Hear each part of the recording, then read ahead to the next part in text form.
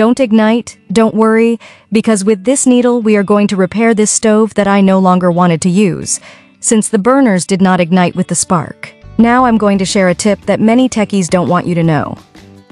We are going to remove the burner from our stove to access a small piece located on the back with the technical name of Esprea. On this stove you can only see removing the burner, but on many others you will have to remove a protector that it has. The problem is that sometimes the spray is covered with cochambre or liquid is spilled, such as milk, which can get into the orifice, causing obstructions and as a consequence difficulties in igniting and even explosions. Or orange flames. With our needle we will perform the following procedure. We will insert it into the hole and execute an up and down movement to uncover it.